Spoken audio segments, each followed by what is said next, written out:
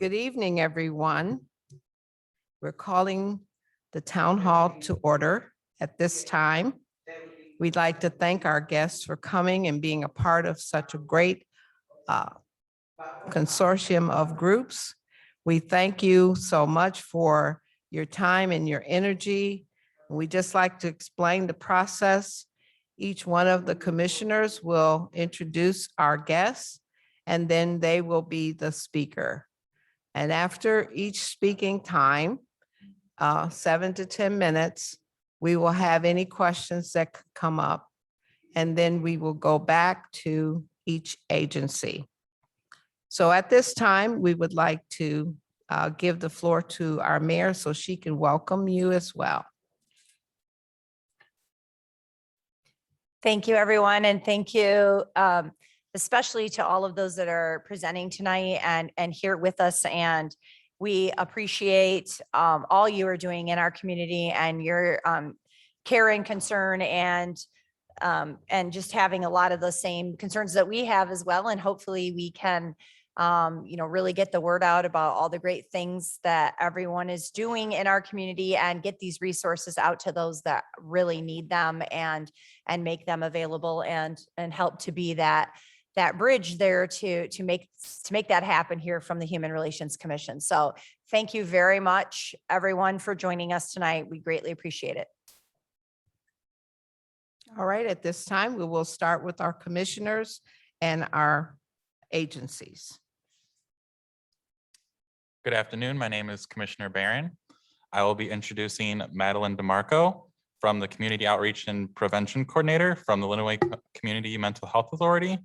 Madeline has been working at CMH and in this field for about 1.5 years. Madeline is also with Jen Carpenter, who will be co-presenting with her. Jen has been working with LCMHA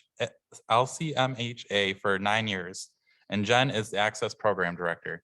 Thank you for joining us. Thank you for having us. Can you enable screen sharing for participants, please, so we can share the slides? Yes. Thank you.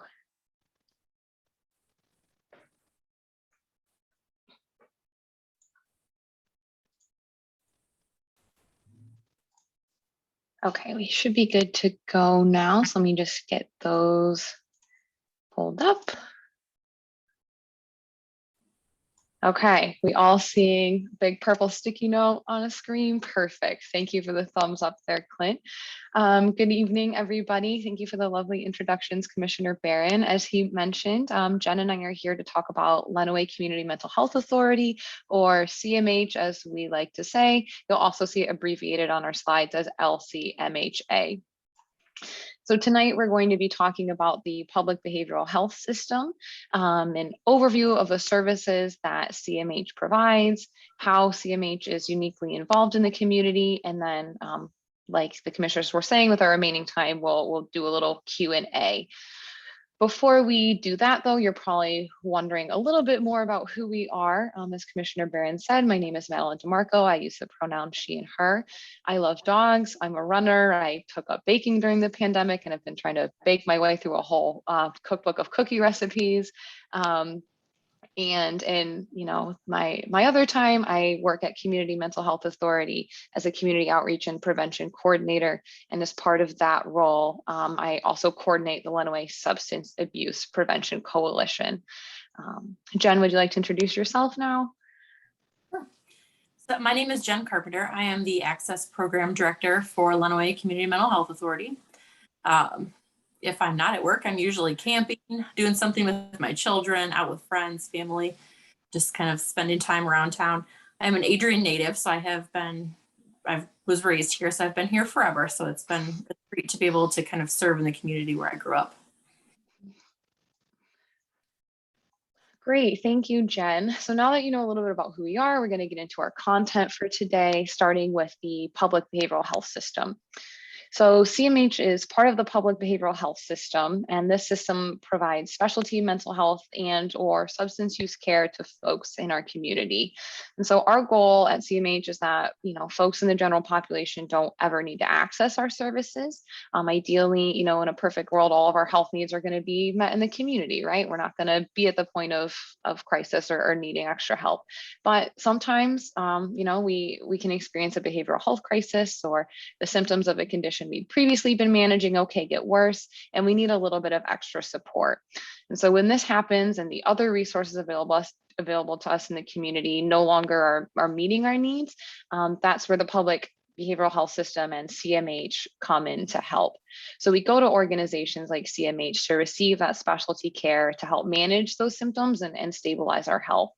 And then when our health is stable and our symptoms have been reduced to a manageable level, we no longer need the specialty care services that CMH provides. So, that's kind of our goal as part of the public health system here, is helping folks to stabilize their health so that they don't need our services anymore. But we're going to talk a little bit about the services we provide that help us accomplish that goal. So turn over to Jen. All right, so just kind of a brief overview of the different CMH services that we have available. I'll let you. CMH serves a variety of people. So we primarily work with individuals who have been diagnosed with a serious mental illness, developmental or intellectual disability, a serious emotional disturbance, or someone who has been struggling with a substance use disorder. We do offer services and crisis supports for anyone in the community, however. So regardless of diagnosis or eligibility for Medicaid, we do provide crisis services for everyone at any time. So that is something that is always available. So the majority of the consumers who come to CMH are Medicaid eligible. Consumers are our patients or clients. It's just the preferred term that we use. So the majority of our population is Medicaid eligible. Like I said, we also can serve individuals who are uninsured or underinsured. And then in specific situations, if someone's needs rise above what can be managed, we can accept some other insurance types or other funding sources. We do, however, provide crisis services at no cost to anyone in the community. So that is something that's always available and accessible to anyone. So one of the reasons it's important is because there's a good majority of individuals in the community who are suffering or struggling with a mental illness. As we see in this slide, this data is a little bit old, but it's the most recent we have. Despite the slight decline that you're seeing here, I will say that experience has told me that lately we have seen another increase, especially with concerns related to the pandemic.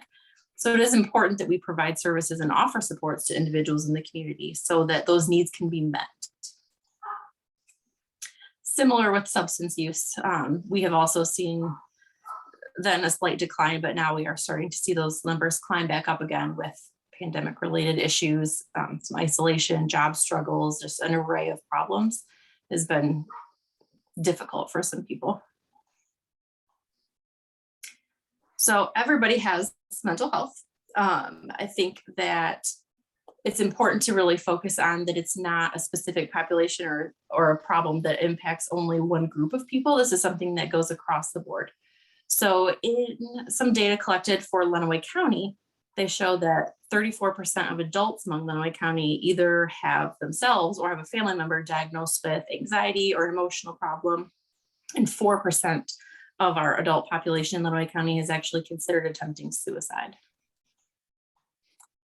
Now, in regard to our youth, the numbers are pretty shocking. 42% of high school age students in our county have talked that they have struggled with sadness, hopelessness, symptoms of depression, whatever the case may be. Probably the more shocking number is that about a quarter of our high school youth have actually considered attempting suicide or taking their own lives within a 12-month window when they were discussed. So one thing that is very helpful for these particular situations is our crisis line. We do provide crisis services to the community 24/7. So those are services that are available to anyone at any time. nights, weekends, holidays, it doesn't matter. That is something that is always available. So people can call in any time of day. That's a 24-hour crisis line that is staffed by CMH staff. So it would be someone from the Access Department who is familiar with local resources, who is able to connect people with appropriate treatment. That's available all the time by phone. People can also walk into our office at any time during the day or during business hours, and we can provide those same services in person as well. And so here we see that we served a little over 1,800 people in 2020, but there are still plenty of people out there who need our help and support. So in regard to accessing services, so my department is the Access Department. So what that means is whenever anyone is in need of either substance use or mental health treatment, we're kind of the first step. You can either call or come into the office during regular business hours for these services and complete a screening. So what would happen is that a member of staff would meet with you or talk with you and kind of go over what your symptoms are, what your needs are, ask you a few questions to kind of really get at the point of what you need.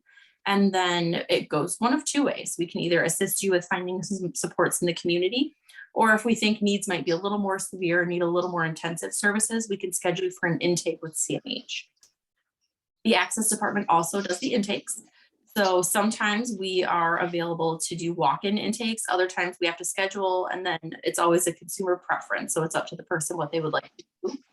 And if you have an intake assessment, it's a more in-depth assessment. Those take a little longer because we really dive into what's been going on, what's your history. We go through family history. We really like to get a good picture to capture what is going on in your life currently that we can help you with. And then out of that comes a treatment plan where we can decide what services are best for you, can really take more of a team approach because all of our services are person-centered. So we don't force anyone to participate in anything they don't want to. So we really work with people to find out what services you need, what would be most beneficial for you, and then work on a treatment plan from there. And so we can do a variety of services. We have assessments, case management, counseling, psychiatric and medication supports, peer supports, which are great. Those are individuals who are in recovery or have lived experience with mental illness or substance use, crisis services. We really have a wide array of services that can be accessed if you need them. And so we also contract with our community providers. So there are numerous supports in the community that we can have access to, whether that is a contract through CMH or someone that we've just built some rapport with that we can help refer to.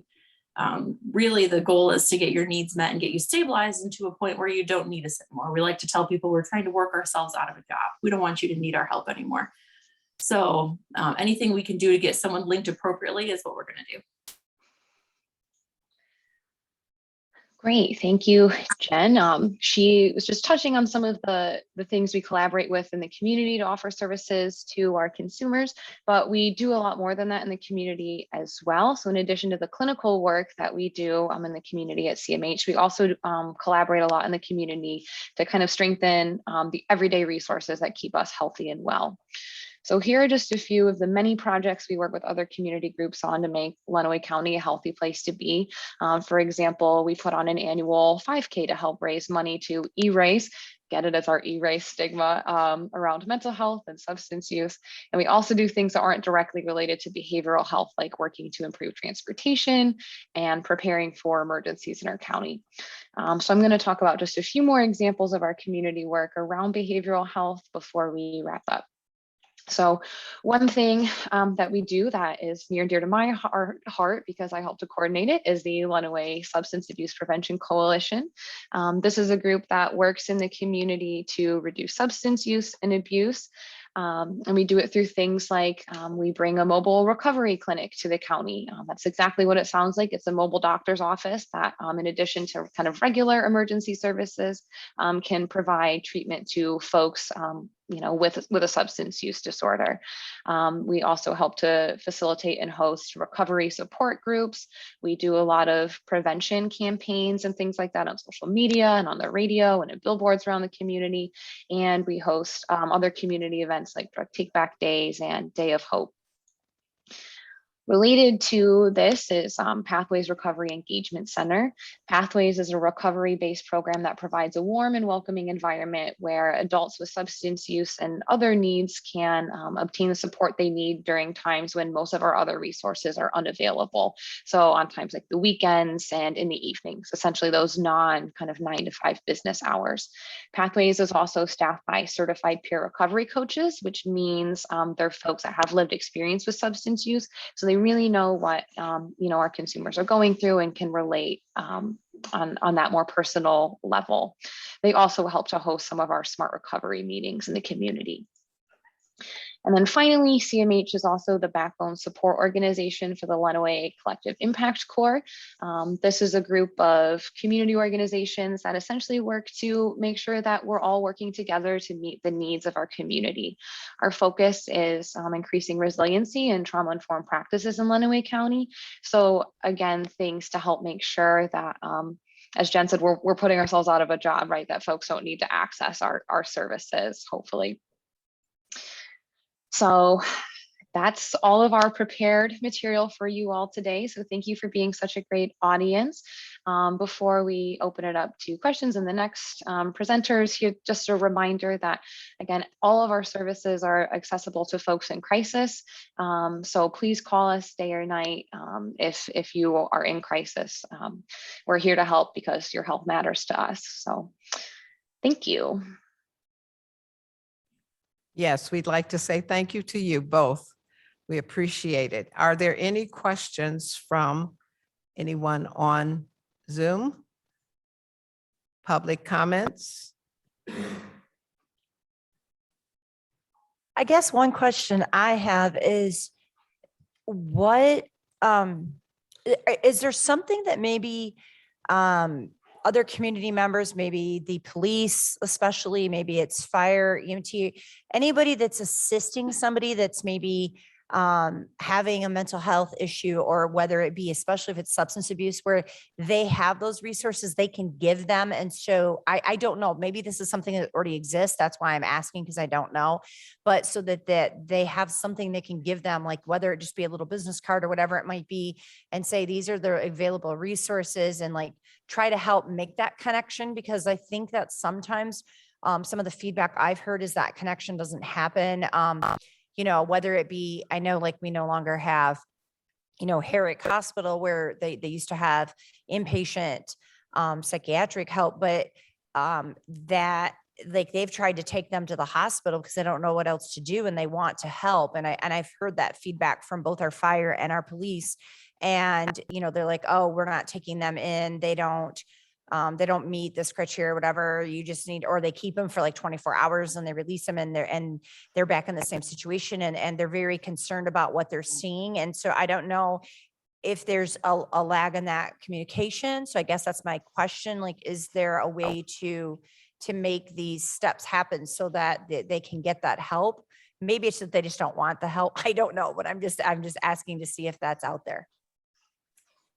Yeah, actually, that's something we're working on now. So we have developed in coordination with some of the police departments, a referral process. So there is now a way for police to directly refer to us. So we do have that in the works, and we have been getting referrals in. So that's been very helpful. In regard to inpatient stays, it's a little tricky because it depends really on the individual. So if it is someone who is a Medicaid recipient, that is someone that we would pre-screen, but if they are commercially insured, that's not someone we would pre-screen. So we don't really have as much contact in regard to inpatient stays. As far as outpatient supports go, it is a voluntary service. So the individual would have to want to receive services or participate in services in order for us to provide the care, unless there's a court order in place, but typically it's a voluntary service. But we are always looking for ways to improve that communication and improve our relationship with the community and the police. So I think that we're taking the steps. We don't have it quite perfected yet, but we're working towards that. And just to go along with that, do you hear the complaint that it's transportation and they can't get to you for those services? Or are you doing mostly telehealth? I'm not really sure what you're doing right now, but I know I've heard that in the past. Well, that some community member needs these services, but now they don't have a way to get there to get these services. They may know about them. I'm not sure if you're hearing that. I was just kind of curious. I hadn't been hearing that lately. We've actually been using a telehealth platform for a little while now, especially with COVID. We've really amped up those supports. So we do have telemedicine, and we are able to have people access those supports that way if it's easier. So right now it's up to consumer preference. They can either come in person or they can participate in telemedicine services. Again, we'd like to say thank you so much for that great information. If there are no more public questions or comments, then we'll move on to the next agency. Commissioner? Hello, I'm Joaquin Ramos, and I will be introducing Elizabeth Salerno from Housing Help of Lenaway, the Executive Director of Housing Help of Lenaway, 15 years working there, 5 years as Executive Director. So I'm sure you'll find that she has quite a wealth of information for us after all that experience. And I'd like to welcome you, Elizabeth. Thank you.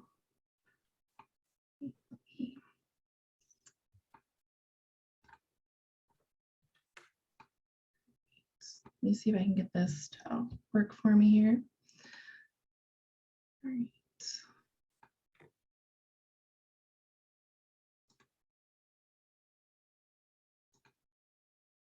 Okay. Can you guys see my screen? Yes, we can. Thank you. All right, so thank you all for having me here tonight. As Joaquin said, I've been at Housing Help since 2006. I started at the front desk and kind of done just about every program here. Our mission here is to advance housing stability and affordable housing opportunities for low-income people, especially those in crisis or at risk. Just to give you kind of a brief history of Housing Help, we were originally founded in 1990 as Lenaway Affordable Housing Corporation. And then in 91 is when we became known as Lenaway Emergency and Affordable Housing Corporation, or LEAC. The Housing Task Force and the Adrian Dominican Sisters played a really huge role in getting us up and running all those years ago. But in 2013, we decided it would be a good idea to change our name, trying to help explain to the community better what exactly it is that we do. So at that point is when we started going by Housing Help of Lenaway. Our main programs that we have are emergency shelter, transitional housing, our Housing First program, which is our largest program, permanent supportive housing, and then our Veterans Dire Needs Funds. Also for Lenaway County, we are what is considered the HARA, or the Housing Assessment and Resource Agency, which is really just kind of a fancy way of saying we're that central starting point for anyone in housing crisis. We also lead the data collection for homeless services for the community. So our emergency shelter program, we actually have 2 units, which are located in Adrian. One is a home that's pictured here that we own, that actually has 8 beds. And then we have a home that a landlord allows us to rent that has 6 beds. These are for homeless families with minor children in the home. So we have the only 2 family shelters in Lenaway County. These are for, you can stay there for up to 90 days. That being said, with COVID, that has changed a bit. It's a lot more difficult to find housing. So people are allowed to stay longer than the 90 days. We provide them daily case management, monthly life skills training, laundry facilities, food, transportation, and any other support services. We also provide emergency homeless motel vouchers. Normally it's for up to 7 nights, but during COVID, the max increased to up to 30 nights of stay with some of our funding. And the goal for emergency shelter is that they're utilizing all of the resources first, which means that if we did not provide these emergency services, they would be on the streets. We don't have all of our 2021 numbers yet, but in 2020, we sheltered 11 households, 16 adults with 24 children in our family shelters. And in 2020, we also did 126 households for 160 adults with 69 children with motel vouchers. However, with COVID, there was some additional that we did as well. So during COVID, a lot of the local shelters that had a group setting, so more of the congregate type of facilities, had to temporarily limit their numbers and increase social distancing. So that increased our community's need for emergency motel vouchers. We were lucky to get some additional emergency funding from the Lenaway Community Foundation, as well as the United Way of Monroe and Lenaway Counties, MSHDA, and through our ESP funding that we received through our Salvation Army contract. So with those additional funds between March 1st of last year and September 30th of this year, we've actually expended more than $162,000 on motel assistance, which housed 222 households consisting of 370 individuals. And normally in a normal fiscal year, we would only be expending out like $21,000. So COVID has had a huge impact on our need for emergency motel. We also offer transitional housing. Again, this program is for families with minor children in the home, and again, any makeup of family. So this means it can be a two-parent family. It could be grandparents raising their grandchildren. We've even had adult siblings caring for their minor siblings within these programs.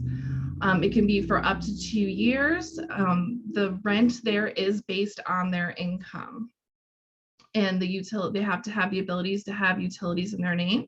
With this, they receive weekly case management, monthly life skills and support services and referrals. So with with emergency shelter, the case management, they will work one-on-one with their case manager. They will come up with goals on things that they want to focus on while they are in the program. If they want to focus on getting better employment, then we can work with them on getting them connected, for instance, with Michigan Works on maybe doing some different skills, how to write a resume, different things like that. So our goal is to tailor the case management to what the needs of the family is, and to make sure they're getting connected to everything with the ultimate goal of them progressing to permanent housing.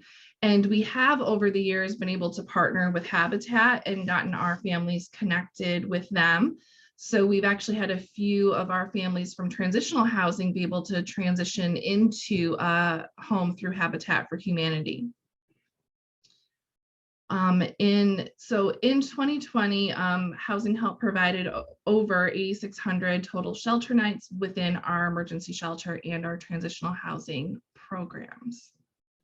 And normally on average, we do have 4 units. So we usually house anywhere between 4 to 6 families each year within this program. So Housing First, like I said, is our largest program. With this one, we provide rent and mortgage assistance. We also try to assist with landlord mediation and housing advocacy. We conduct housing quality standards, or HQS, inspections on each unit that we are paying rent for to ensure housing is safe and meets those basic standards. It is a requirement for any government funding to have these inspections completed. We do have emergency food as well. Our food pantry that we have here is primarily to provide food to our emergency shelters. However, we don't want somebody leaving our agency hungry. So if somebody walks in for services and they have no food, we will give them some food and try to help connect them with some other food pantries as well. And we, of course, try to help connect them with all of the other support services and referrals. So if somebody needs utility assistance, we're going to try to help them reach out to other agencies, such as like Community Action Agency, Department of Health and Human Services, Salvation Army. We also work closely with churches. We try to work with all of the agencies to make sure that we can get everyone all of the services that they could possibly need as quickly as possible.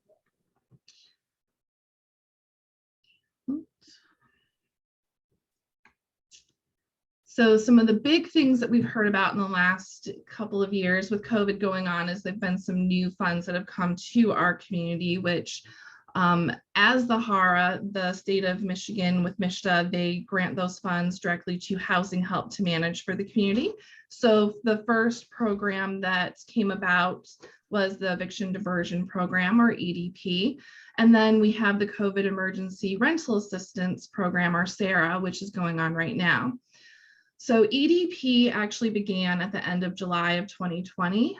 Housing Help met at least bi-weekly with DHS, Legal Services, Community Action Agency, Southeastern Dispute Resolution Services, and the Lenaway District Court reps to make sure that we were coordinating all of the services needed for this program and to prevent evictions. So between July of 2020 and December of 2020, Housing Help actually financially assisted 164 households consisting of 217 adults and 207 children, and spent over $483,000 to prevent evictions. And those were funds that had a little bit looser restrictions than what we normally have with our government funding. A lot of our government funding, you've got to be below, like for instance, like 30% of the area median income. You have to follow fair market rents. So these COVID dollars have a little bit looser restrictions as far as for income requirements and what the rental amount can be. SARA began mid-March of 2021. Lenaway County was granted $4.5 million for rent, utilities, and staffing, and Housing Help has been leading this funding. Housing Help partnered with Community Action Agency, so we are handling everything to do with the rental side of things.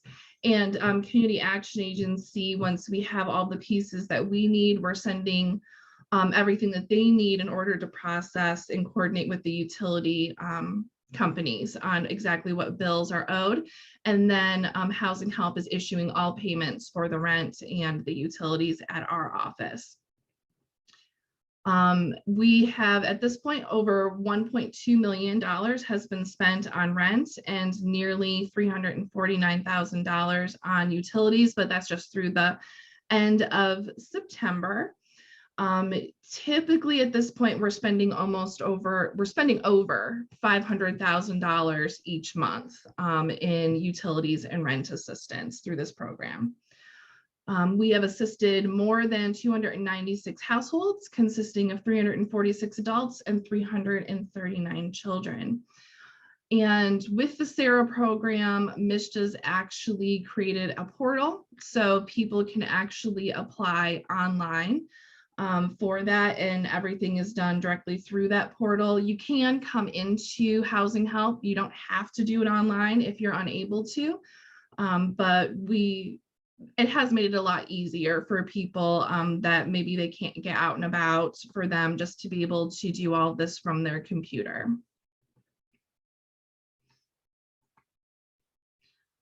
So permanent housing, Housing Help actually received 2 grants in 2010 from the Department of Housing and Urban Development to support permanent housing options for the chronically homeless. In 2009, though, we started out with actually being the project manager to kind of help get this building ready for the permanent housing program. And it's known as the Legacy Housing Apartments today. We are still providing property management there, as well as providing all of the support services. So to be chronically homeless, this is for individuals, so they would have to have been homeless either for 12 months continuously, or they would have had to have been homeless 4 times in the last 3 years, and all of that has to add up to 12 months. And they also have to have a permanent disability. So with that, some of these participants who are living there have been there pretty much since it opened in 2010. And prior to that, for instance, we have one individual who was there who prior to that was on the street pretty much for almost 10 years. So it's been an amazing thing to be able to keep them housed. And for the chronically homeless, a lot of them, the point is with their disabilities so that it'd be difficult for them to potentially maintain their housing without all of the support services. So this way we're able to make sure that they're connected with all these services. We're working with them every week. We are going and sitting down with them. We go over how to care for an apartment. We can go over with them, making sure they're getting connected to CMH if they need those services. Making sure that they're getting to doctor's appointments if they're having issues finding transportation. So again, we still have them set their goals on things that they need support with. But this program is the only one that we have in Lenaway County, and it is going very well. It is owned by the LHDC, so the Lenaway Housing Development Corporation.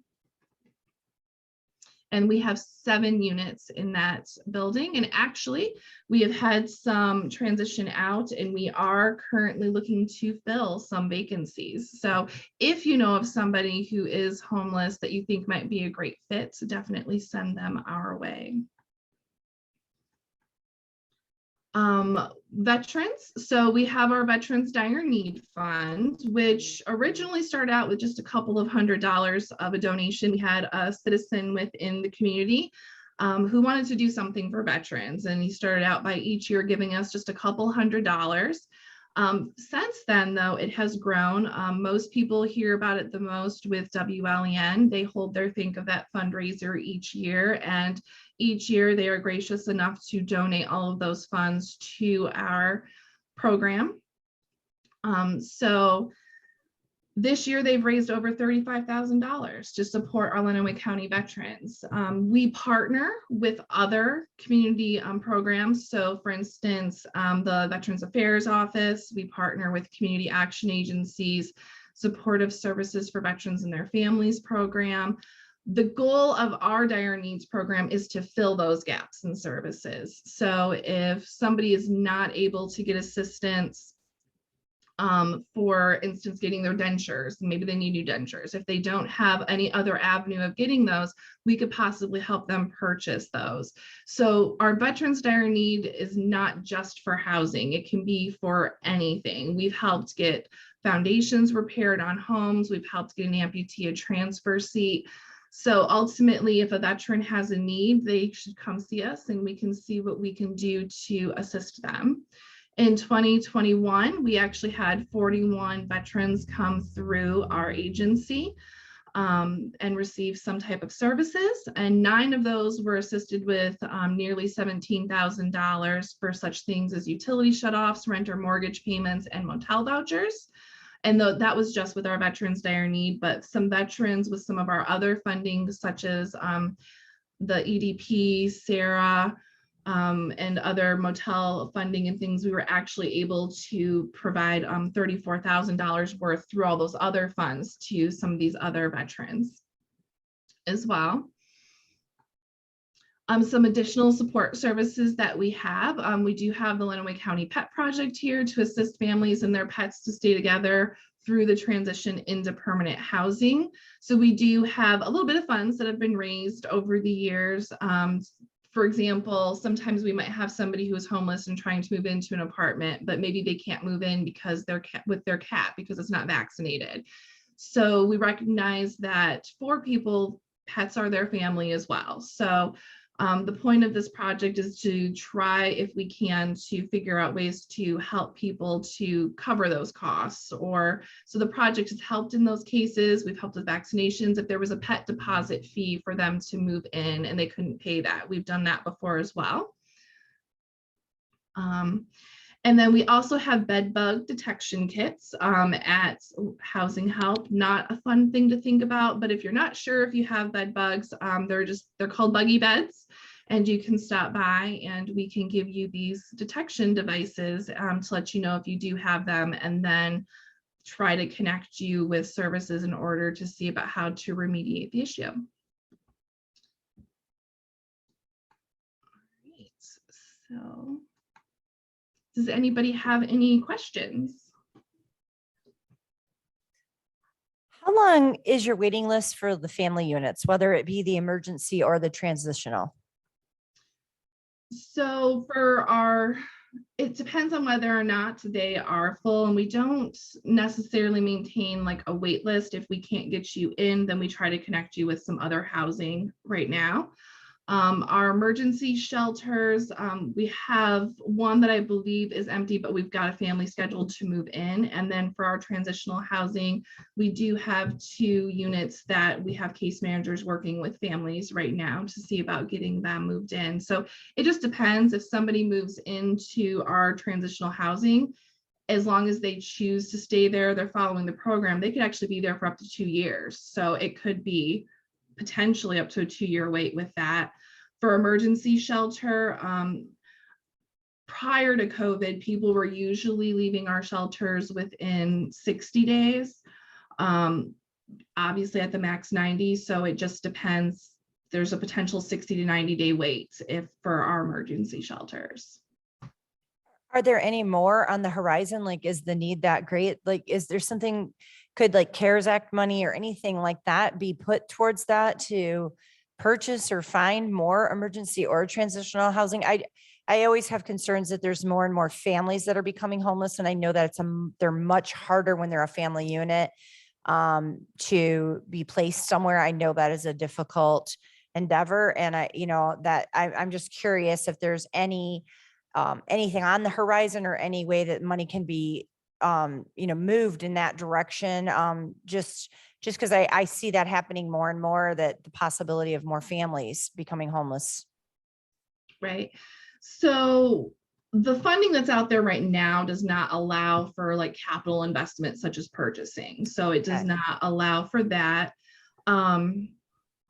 We've talked off and on of whether or not there's the capacity to do more but from our end, with the funding that's there, you could potentially look at whether or not it makes sense to be able to afford to pay rent and utilities and all of that for an additional, but there's that additional cost. So that's the question, if whether or not we can maintain something like that ongoing, which prior to COVID, with the funding that we had, there was no way we could do more than the 2 shelters that we had. So like if it were to happen, like let's say that somebody came in, I'm pie in the sky thinking right here, and like somebody came in and was able to buy up a very large property, maybe like a very large apartment building, or maybe an old motel or whatever it may be. Would that be something that Housing Help would be able to maintain and staff, like to have more housing available if we were to find somebody that would come in and maybe make that purchase? Is that even a possibility? I didn't know. I'm just wondering. Honestly, it would really just depend on the scale. Because right now, the way we're set up and functioning for our shelter, it's 1 family at a time in our shelters. So we have 2 units, 2 families at a time. So we're not a congregate facility. So something where we've got more like individual type units within like a main building, that would change the staffing dynamic. So then that would be the question, whether or not we could get the staffing for it, because that's always the problem too. Are you able to find enough staff in order to handle a facility? So I think it would just depend. We're definitely willing to talk to anyone who's willing to partner with us and see if we've got the ability to do something. Thanks. Thank you so much for your time and answering the questions. They were very good questions. And we'd like to move on to the next. We had another question. Hello, Elizabeth. It's Commissioner Boone. I had one question. When it comes to the chronically homeless, if a person isn't staying in traditional homeless shelters, how does a person prove that they've been chronically homeless? It is very difficult. This is true. So they are allowed to self-certify up to 3 months. We try to work with them. So we sit down, we come up with a timeline on what they're telling us their homeless situation is. And then we try to see if there's any way we can get with other agencies that they may have been connected with over the years and see if an agency, even if they're not a shelter. So for instance, if they were working with CMH over the years, if their CMH worker could say, oh, I know that they were sleeping out in the park, for example, then they could actually just put that on their letterhead and certify that for them. But unfortunately, it is a difficult and long process for us to sometimes get that documentation. Last question. Could a church be an agency that could verify on behalf of someone if a ministry had any awareness? I think so. I could double check Mhm. though and make sure. I know that they had said, for instance, it Right. couldn't just be a friend down the street, but a lot of the government expects us to partner with community programs such as churches. So I think that that may be allowable. Mhm.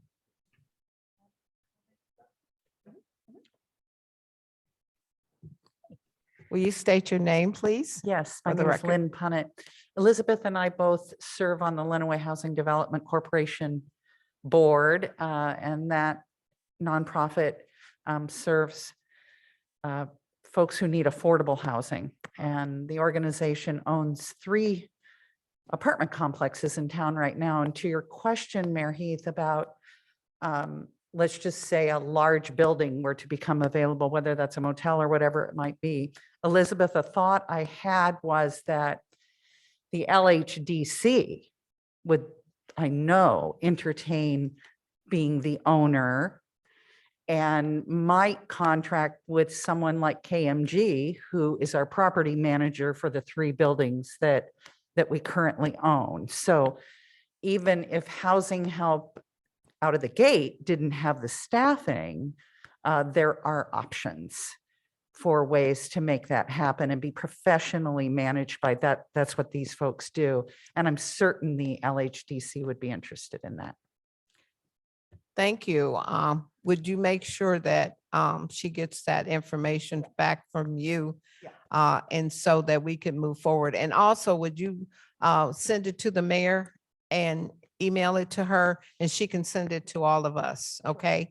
Because we already know, I know our church has worked with Lenaway County for many, many years, helping to transition people from homelessness to a place of residence. So I'm just so happy to hear all of the avenues that are available and even possibility of doing even greater work.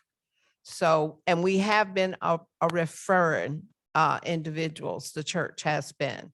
So we do know that the individuals that are homeless or people that are struggling, because sometimes they're surfing from house to house, that's homeless too. So I don't know if that's part of your ability to say that that person is homeless, is surfing. Could you answer that, Elizabeth? Yep. So as far as Housing Help goes, we absolutely do consider them literally homeless. However, the government does not. So for government funding purposes, they do not consider somebody who is essentially couch surfing homeless. They consider them what they call a prevention household. The government considers people that are in an emergency shelter or on the street as literally homeless. But all of our prevention services would be open to those that are couch surfing. Thank you for those answers, and thank you so much for sharing that information. That is great. Are there any other questions, any other public comment on this subject? If not, we'll move to our next group, and we'll have our next commissioner. Hello, it's Commissioner Boone, and I would like to introduce Clint Bruger. He is the Director of Training and Outreach at Community Action Agency, and he has been with the organization for the past 5 years and 4 years doing anti-poverty work, including housing, transportation, and financial literacy. And Clint is here with us this evening to talk about Community Action Agency and the programs they offer to support their mission of eliminating poverty in Lenaway County. And we welcome you, Clint Bruger. Thank you so much, Commissioner Boone. If somebody could allow me to share my screen, I will. Do you want it shared or do you want her to pull it up? I gave it to her as well. I think it might be easier for me to just Okay. go through my slides on my own. I intended on being there, but something came up. So my apologies for not being in person as originally planned.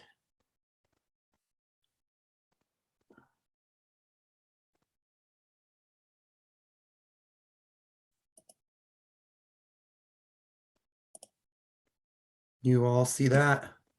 Yeah. Yes. Okay. So, as Commissioner Boone said, my name is Clint Bruger. I'm the Director of Training and Outreach. This feels a little bit like deja vu, as I was here presenting to all the commissioners last month. So I will try to slide through these relatively quickly, as it's not really new information for all of you. However, please feel free to stop me along the way. So Community Action Agency, our mission is that we will take a local approach to identifying the causes and conditions of poverty to improve self-sufficiency through programming, advocacy, and leadership. A little history I think is important to talk about whenever I like to present about our organization. We really began, as did all other community action agencies across the country, back in 1964. John F. Kennedy was assassinated in November of 63. Lyndon Johnson assumed the presidency. And at the State of the Union address in January of 64, he declared an unconditional war on poverty. From that, in that same year, was a really important year for changes in the United States. In June of that year, the Civil Rights Act of 1964 was passed.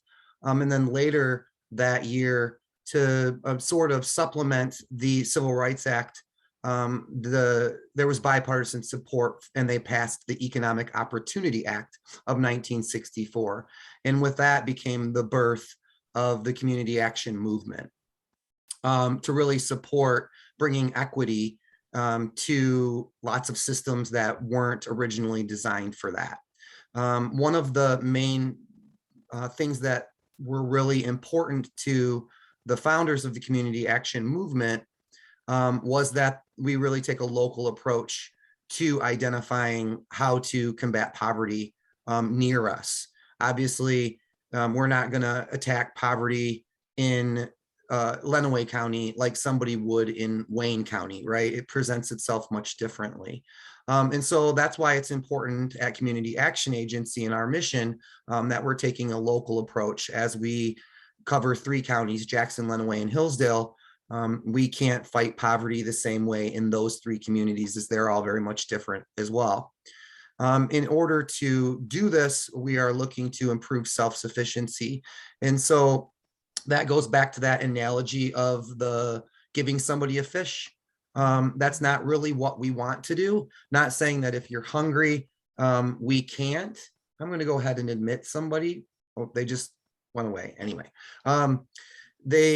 we are not just going to give somebody a fish and send them on their way. If somebody's hungry, of course we would, but our goal rather is to teach someone how to fish. And that means that we are giving them the skills that they need, perhaps taking them out to the pond, mentoring through them with them through the experience, teaching them what kind of bait to use, connecting them with somebody who can teach them how to clean the fish and then cook the fish so that they could eat the fish. That's truly what self-sufficiency means. And that's what we're trying to do through our programming, through advocacy in the community, and through being leaders in that. So that's our mission, really, to combat poverty in Lenaway County. So in addition to our programming, which I'm about to go through, as mentioned here, we are also strong advocates, which means we have our noses in lots of different places throughout the community to help really support other community partners or other community initiatives in helping to eradicate poverty, and then also through leadership. So briefly going through our programs, we offer housing counseling. We're a certified local housing counseling agency through HUD and certified through MISHTA and NeighborWorks training. Our housing counselors can give advice on buying homes, renting, foreclosure avoidance, credit issues, reverse mortgages, assisting people with budgeting, home repair options, or of course, referrals to other organizations that could exist. We also do foreclosure prevention counseling. Again, we're certified through HUD. Our counselors are really dedicated to helping homeowners understand what options are available based upon their own individual situation or need, and then helping them to develop that plan of action to resolve that crisis, and then connect them with other community resources. We operate our supportive services for veteran and families program, SSVF. As you could probably tell through Elizabeth's presentation, we do lots of partnering with them. And this is a program, this is our housing program, really geared towards helping veterans or veterans that have a spouse of or families that have a spouse of a veteran, to help promote housing stability among very low income families, and then transitioning them into permanent housing. They have to be a veteran, a member of a family in which the head of a household or spouse of the head of household is a veteran who was not dishonorably discharged, and have a household median income not exceeding 50% of area median income. And they also have to be homeless or at imminent risk of homelessness, according to that HUD definition that Elizabeth just gave you. They're living in a place not meant for human habitation, or living in emergency shelter or emergency motel. We also do the volunteer income tax assistance program. This allows people to,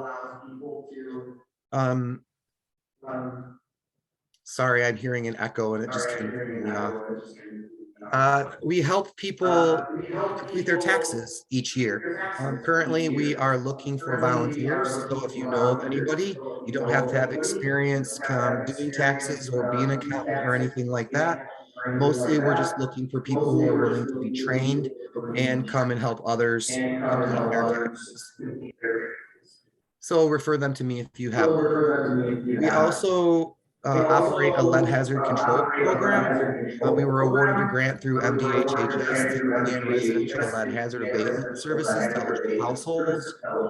They must have a child that is enrolled in Medicaid and has also been shown to have elevated blood lead levels. And we get those referrals through the health department, through Head Start, and through our own WIC office. We can help those families. Can I interrupt you a minute? Please. Your sound is coming in and out. You're breaking it up a little bit. Okay. I don't know how to fix that on my end. Perhaps can you hear me at all? Yes, we can hear you. Mhm. Okay, well, Just continue. okay, I'm so If it sorry. gets, it's okay. I Go think it's ahead. an echo from the chamber's mic is what we're picking up. Yeah, it's very difficult for me on my end because I keep hearing myself and then I hear myself talk in it. Okay, I'm gonna keep going. What we can Yes, do thank you. with our program is we can conduct lead investigations to determine where those hazards exist in the house.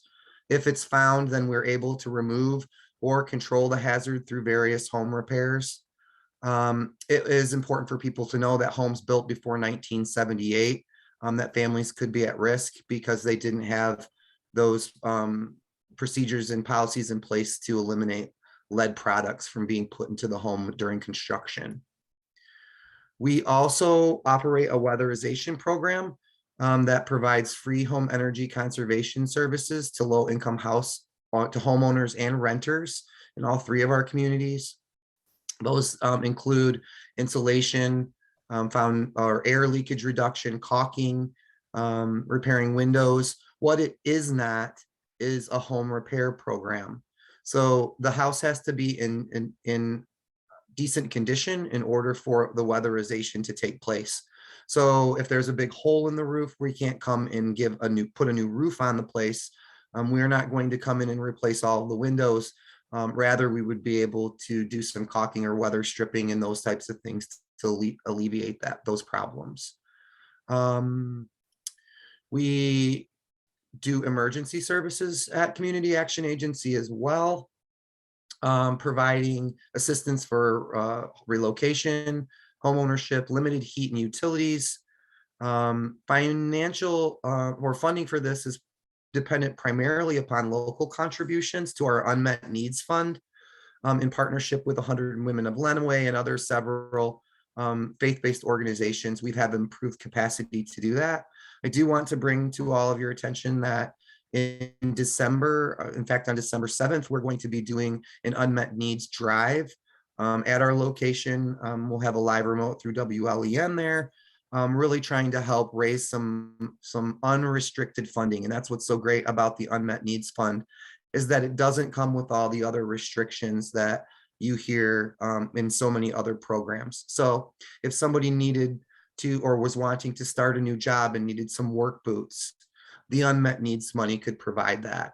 If somebody was having trouble paying for a prescription, the unmet needs fund could help with that, along with many other things, as it is not restricted funding. Typically, eligibility is determined by declaration of need from the person that needs it.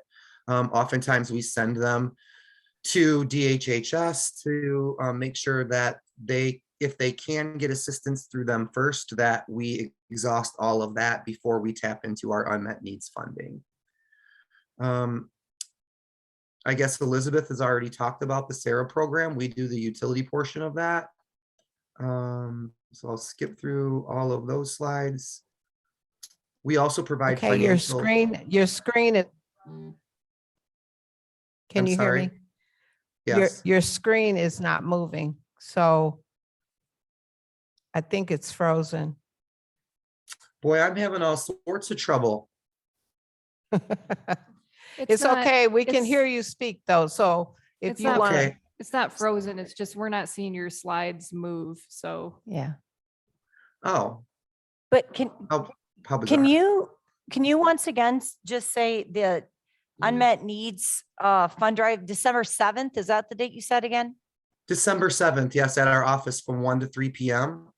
However, anytime somebody wants to donate, you can visit our website. There's a big donate now tab at the top. There's a drop down menu that comes up, and you can designate money to unmet needs.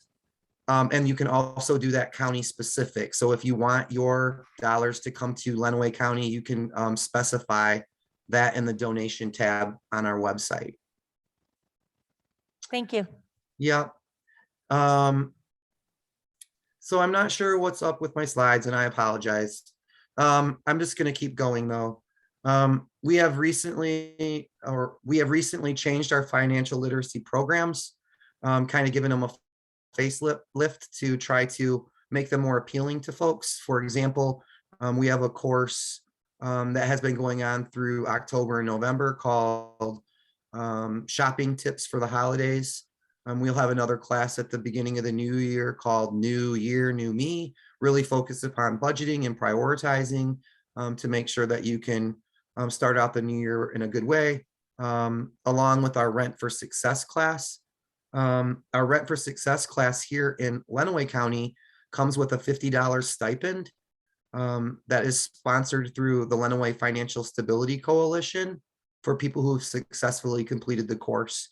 It takes about 2 hours. It's a webinar. So if you know folks that could benefit from learning more about about their rights as a renter, about landlords' rights, and then how to be successful at being a renter, please refer them. I'm sure most people would find that of value just to learn, but it comes with an additional $50 for participating.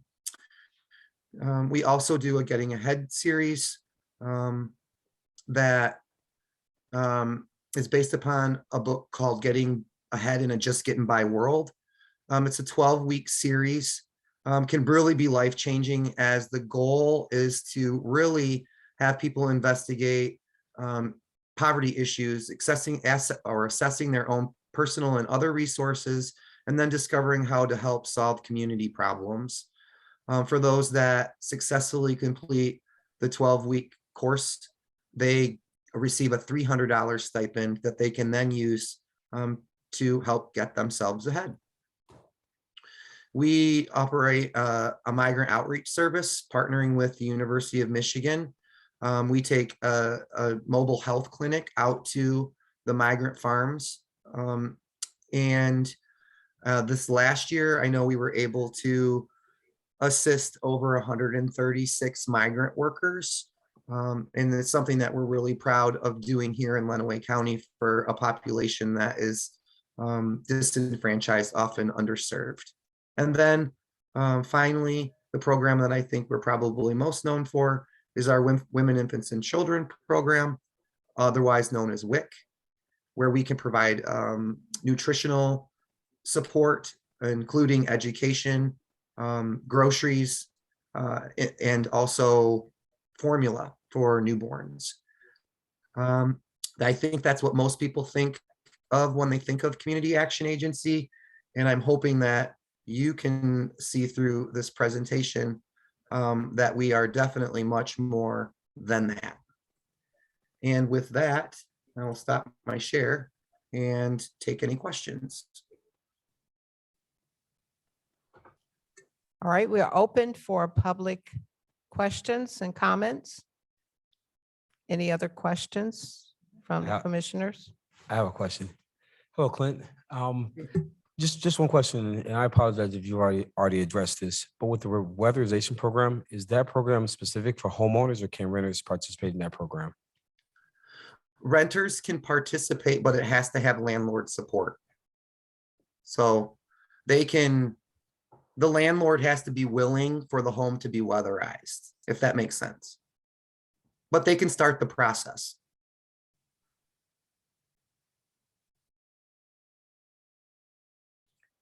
Any other questions?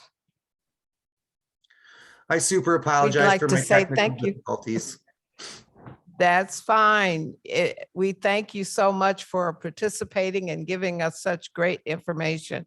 And we would love to have you come back at another time to another meeting and share even more. So we appreciate it. And we are going to go on to we have another question? Yeah, I apologize. One last question, Clint. With the weatherization program, is there income? Is there income basis to that program? Yes, there is. Right offhand, I don't have that information, but I can certainly get it to the commission. If you would forward it to the mayor and her email, and she will forward it to us. We'd appreciate it so sure will. much. I think almost all of the agencies that are subsidized by the federal government do have requirements that deal with your income, unfortunately. So, but if you have some other areas that we can get some assistance for people for their homes improving, and we would love to hear that. Thank you so much. I can say that that's a great reason to donate, for people to donate to our unmet needs fund, because those restrictions don't apply and we are able to regulate that money. I think I said at the last meeting, we like to really partner with churches because there are many individuals when they're in need of services that church hop looking for those.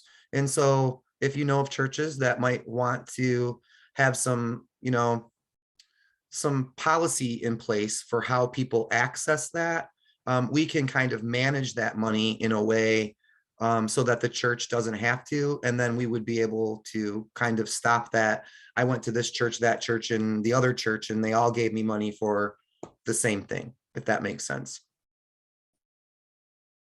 It does make sense. And we just like to say that the mayor had started this beginning of this year meeting with the pastors in the community. So maybe that's something that she can share with them at our next meeting that she has with them.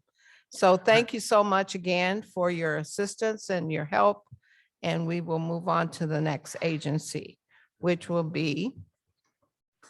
All right. Catherine Cobb, Safe House. She's gonna do that. Oh, I can do it. Okay. All right. All right. So we have Catherine Tell Cobb's. Who you are. Oh, I'm sorry. Commissioner Chris Carter here. And we have Jill Hicks, the Executive Director of Catherine Cobb Safe House, with 21 years of experience with Catherine Cobb Safe House, 3 years as the Executive Director, 21 years in the field working with domestic and sexual violence survivors. I believe Jill was having internet issues. Okay, what we will do, we can come back to her if she gets back on. What we will do is move on to Lindsay, our commissioner. Good evening, I'm Commissioner Patton. I am introducing Share the Warmth with Executive Director Kelly Castleberry. She has been in social justice, for 20 years. Hello, Kelly. Oh, guess what? Kelly Yeah, had something come up at work. and had to Sorry, I leave. just saw the text. Sorry, I wasn't looking at my phone. Yeah, because I noticed Kelly wasn't up there. She had something come up for Share the Warmth right now. So maybe she can come back. Let's hope, but so moving Okay. on. So we appreciate that, and we will move on to the next age.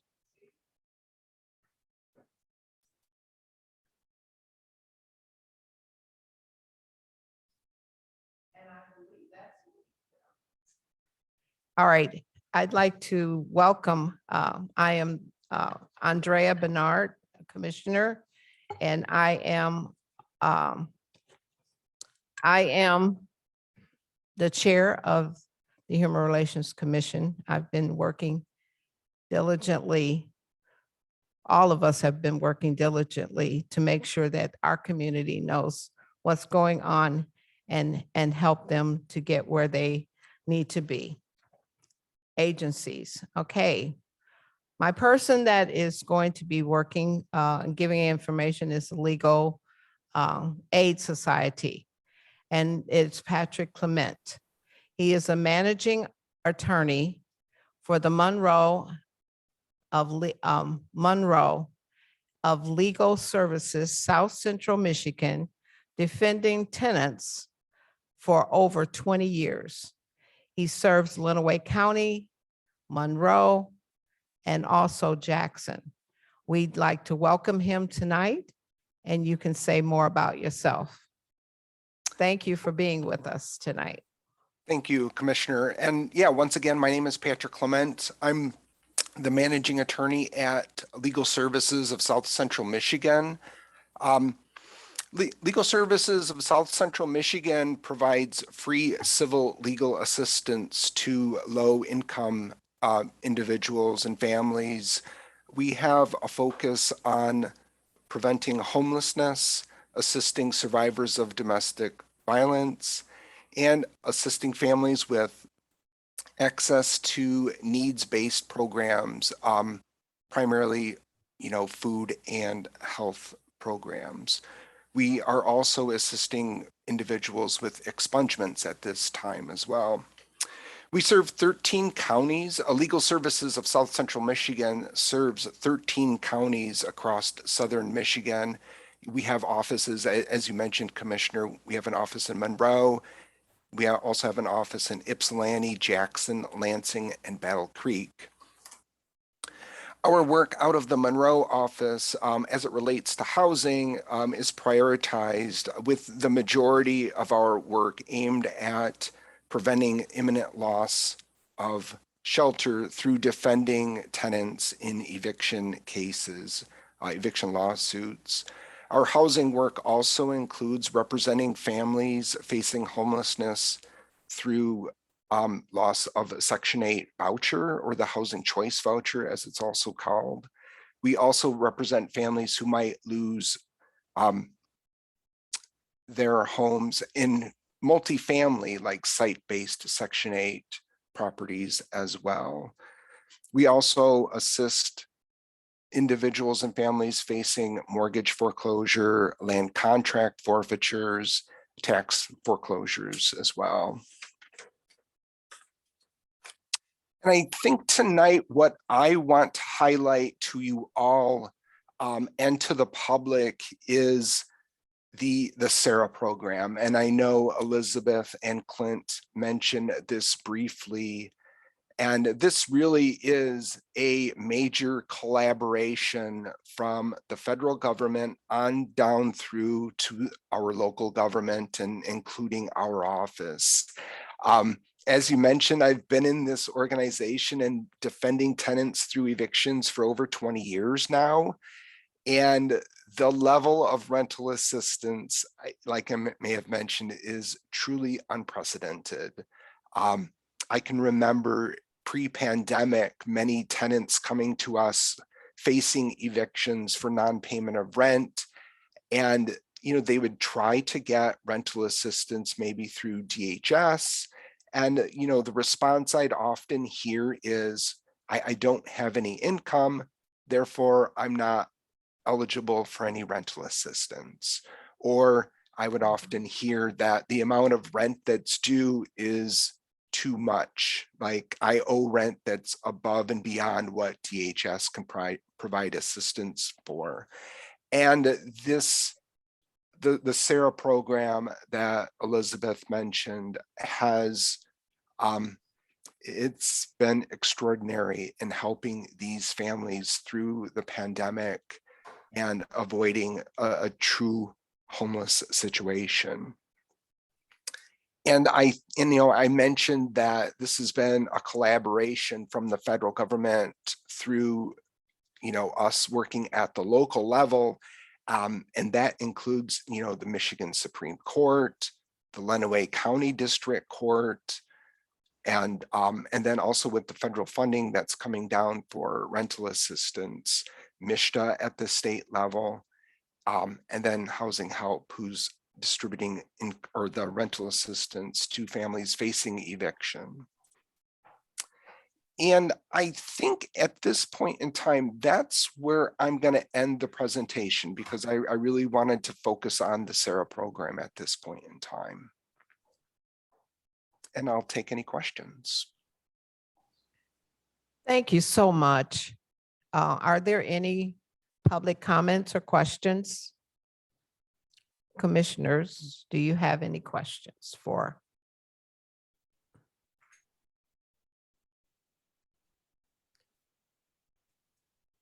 Well, it sounds like we don't have any questions for you.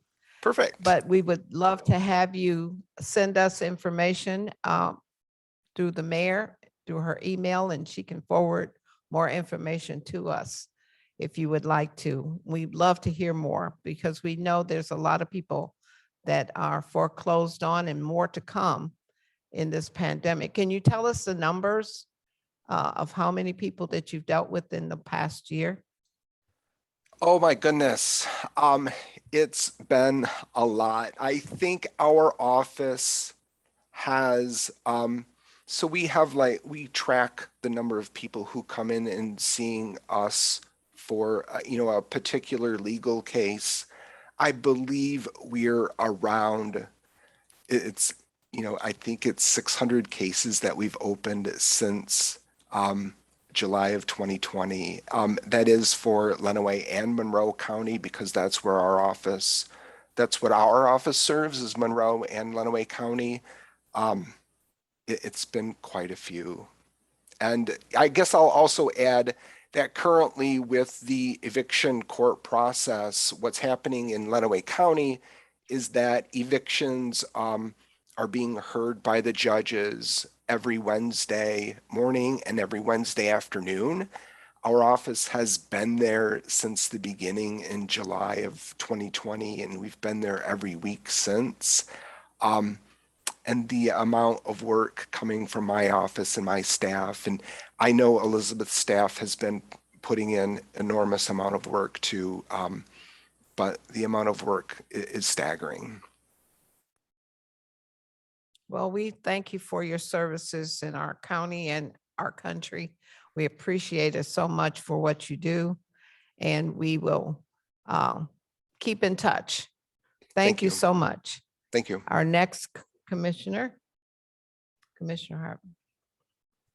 Good evening. My name is Commissioner Harvat, and I'm pleased to introduce to everyone Martha Hall, who serves as the Lenaway County Health Officer. Martha leads a diverse team of public health professionals at the Lenaway County Health Department. The mission of the Lenaway County Health Department is to promote a safe and healthy environment. And she certainly is very busy these last 20 months with the endeavors to do that for us. Martha has established many relationships in the county during almost 27 years of employment with the Lenaway County Health Department. So with that, Martha, I invite you to share with us.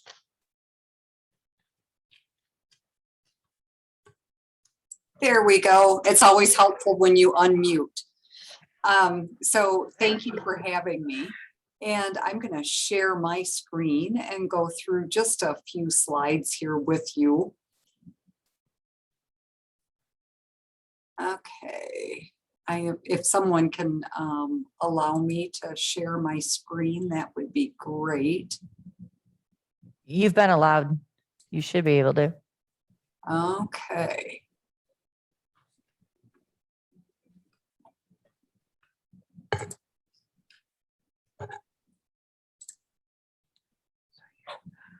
All right. So can we see my screen? Yes, we can. All right, wonderful. So I'm going to go through here and just provide some information. If you would like to, are you seeing the full screen or the partial screen? Are you Partial. Partial? Okay. Mhm.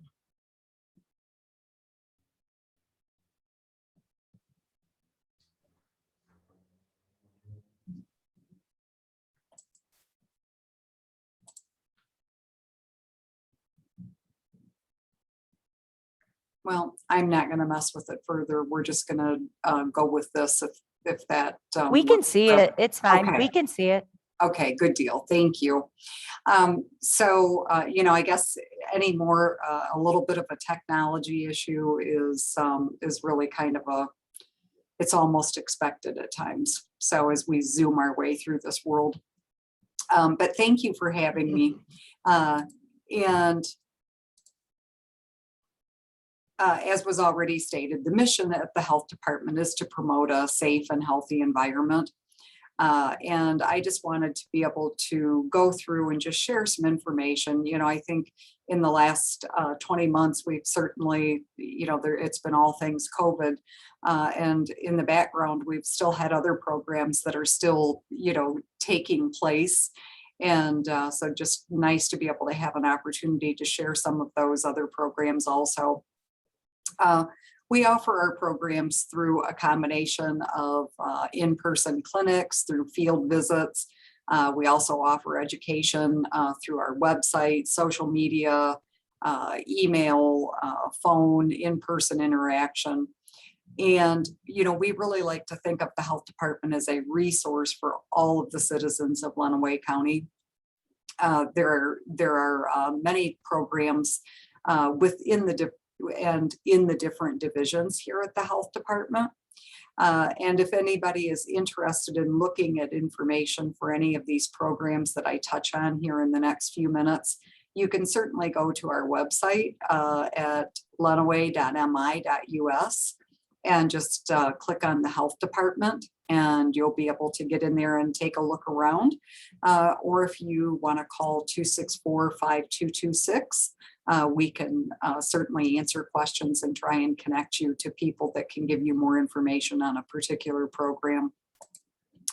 So the screen that I've got up right now is giving you a glimpse at the personal health services that are offered here at the health department. And there are quite a few. You know, I think most people, when they think of the health department clinic, they think of immunizations. And that is certainly a very important thing that we do here at the health department, is offer immunizations. And in addition to COVID vaccine, we also offer flu vaccinations, as well as childhood immunizations and many adult immunizations also. So that is something that many people do associate with the health department. But in addition to immunizations, we also offer confidential counseling and testing for HIV and for sexually transmitted diseases. That's an important function in the community. We also, perhaps you've seen little baskets sitting out and about in the community that say protect yourself on them.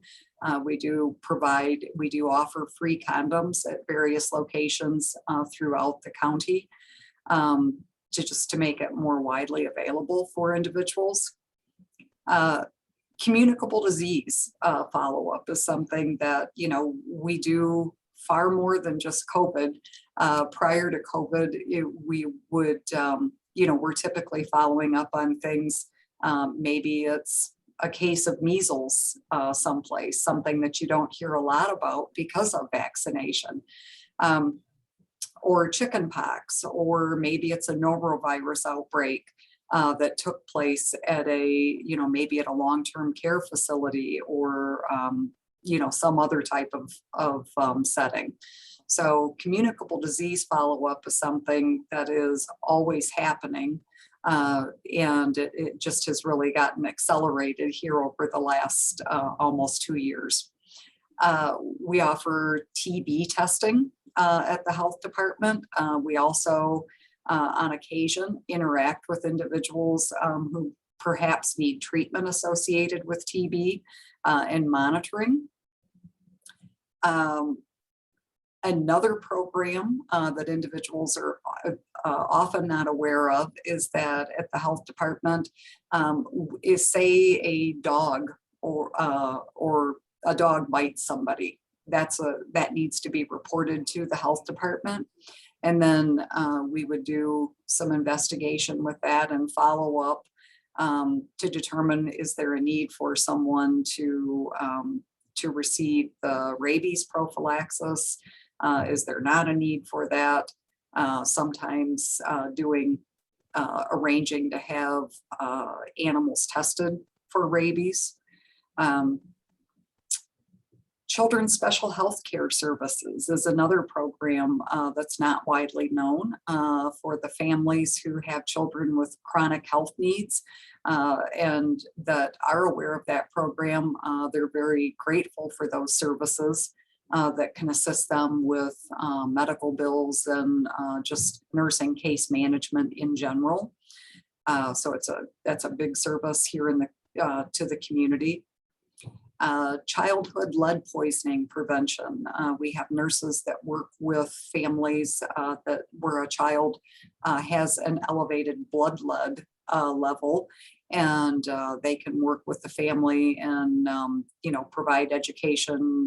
They also interact with the group over at Community Action Agency because we can help them with getting applications filled out in order to get into the program there at Community Action to get that lead remediated. Hearing and vision screening, that's something that is that we do out in the schools as well as here in our office at the health department. Reproductive health services, so making sure that individuals have access to birth control supplies or counseling, and education. It really just depends on what an individual might be interested in learning about. And then the Wise Woman and the breast and cervical cancer control navigation program. Those are two programs that are available for women that are 40 to 64 years of age. And that can be a range of services from exams to mammograms, also some screenings to help individuals just to reduce their risk of heart disease and diabetes. So those are the major programs in our personal health services area of the health department. And then as far as environmental health programs, there's the food safety program. And that is the program where we have sanitarians who are going to be providing food education to our food handlers in the community.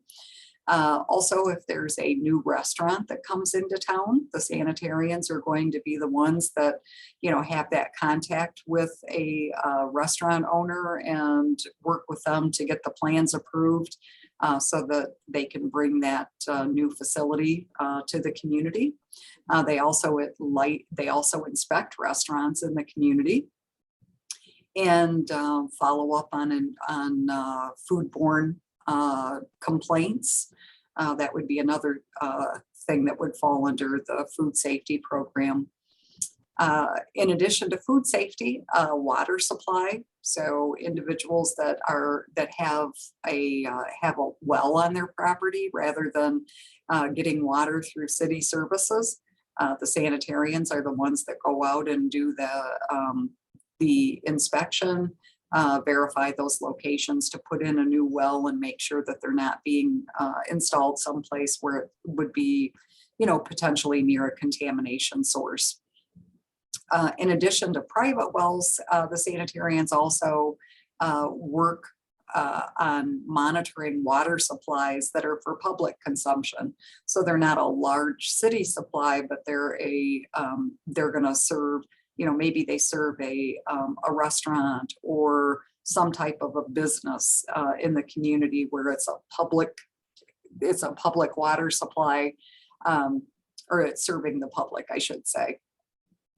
Also with the sewage disposal program, again, the sanitarians would work with property owners that don't have city services. And so they have an on-site sewage disposal program on their property.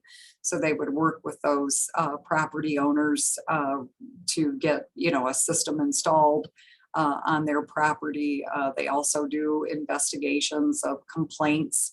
Sometimes we'll get complaints about a failed sewage disposal system.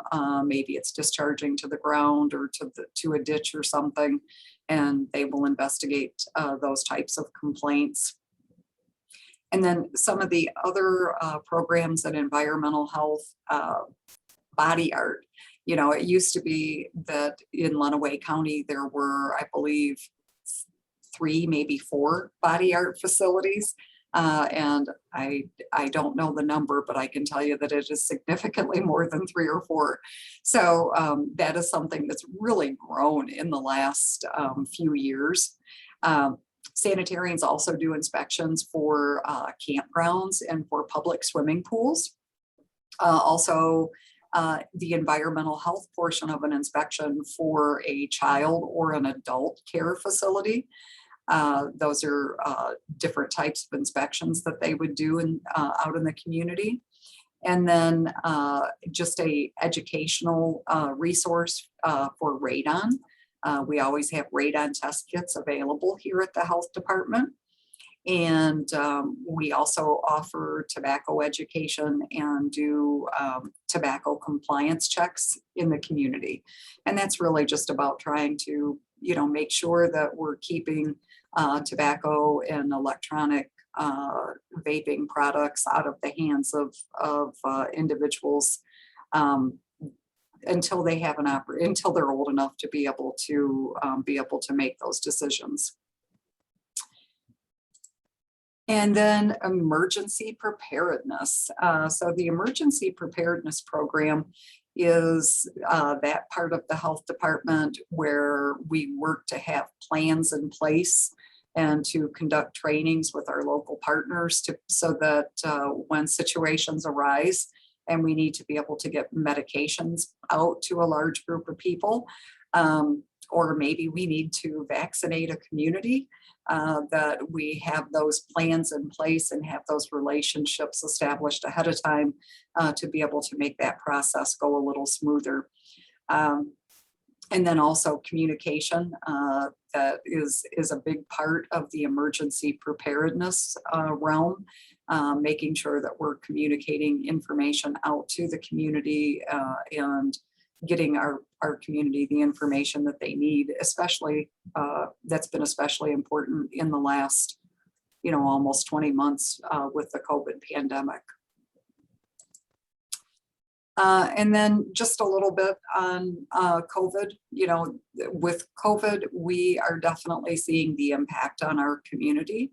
We're seeing the impact on our healthcare system, our workplaces, our schools, families, individuals. It's affecting us at all levels. And, we're currently seeing a significant number of cases.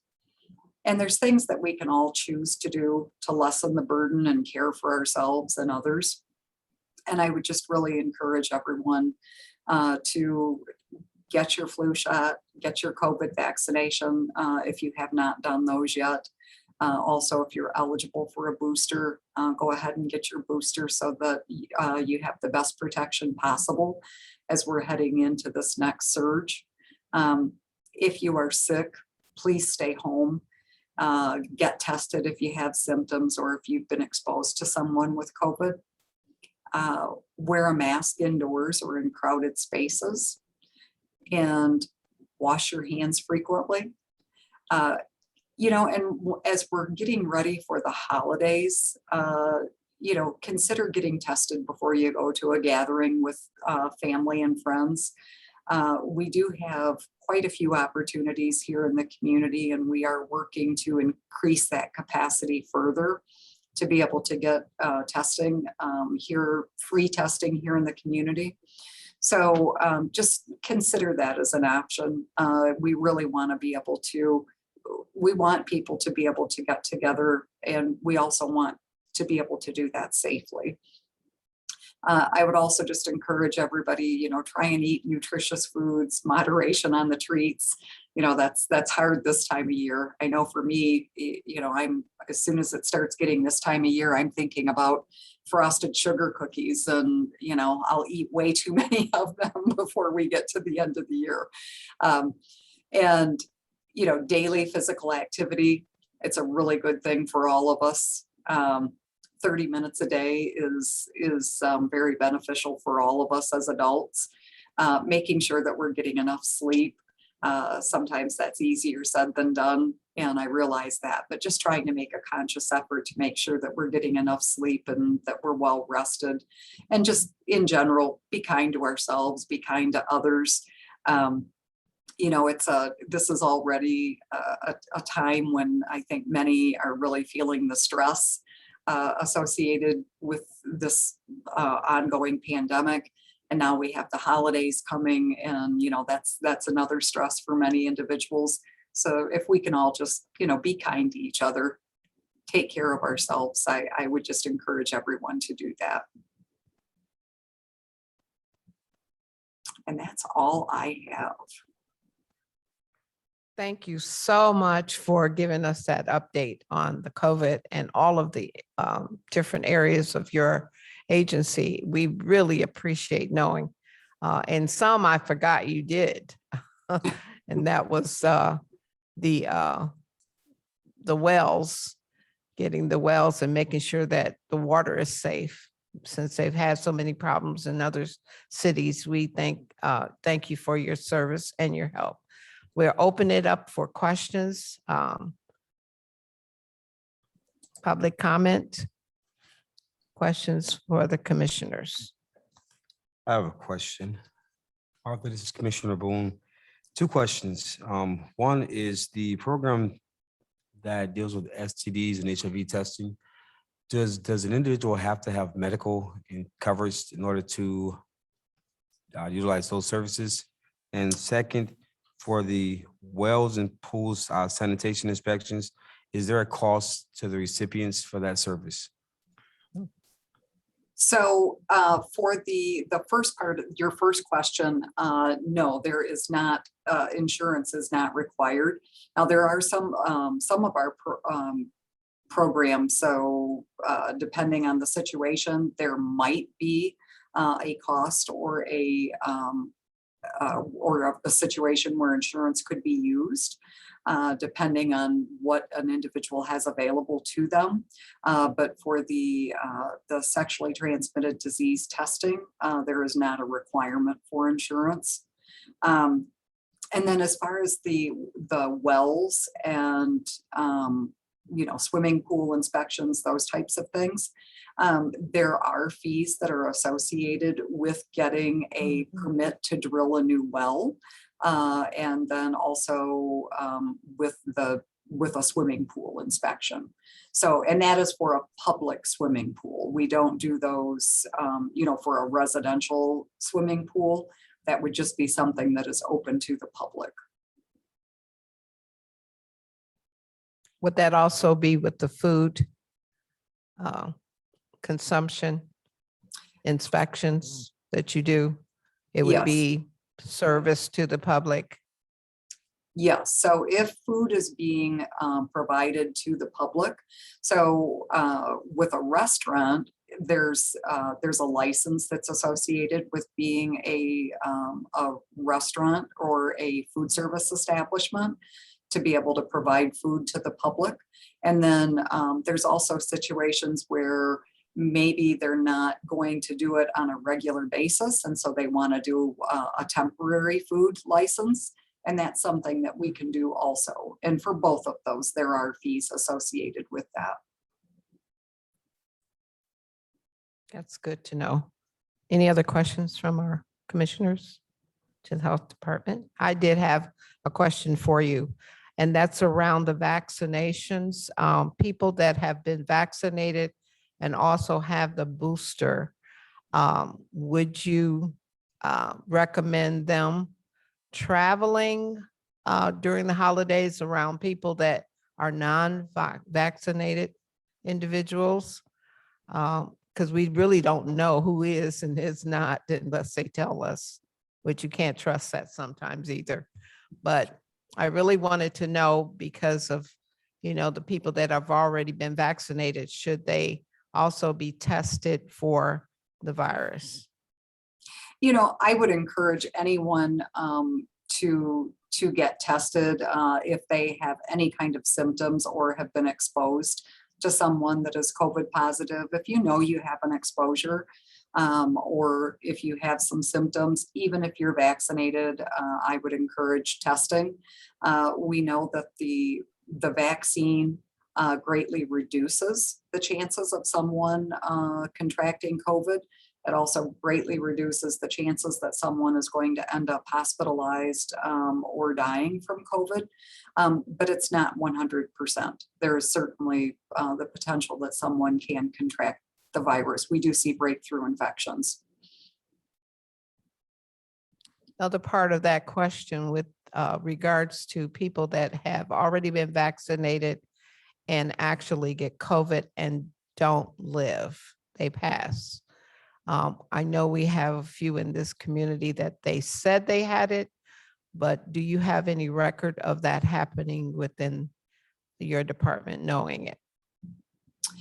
There have been individuals that have been fully vaccinated that have passed from COVID. That has happened. But one of the things that we need to remember, it's the COVID vaccine is very effective, but it's also dependent upon our body's ability to our own immune system. So there are situations where individuals might be fully vaccinated, but their immune system is, it just doesn't allow them to be able to fight the virus. Or underlying other issues, right? Oh, absolutely. Absolutely.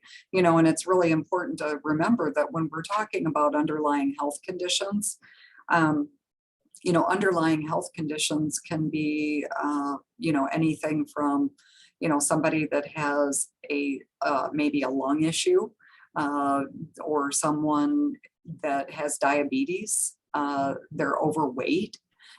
There's a lot of things that can contribute to a more severe outcome associated with COVID.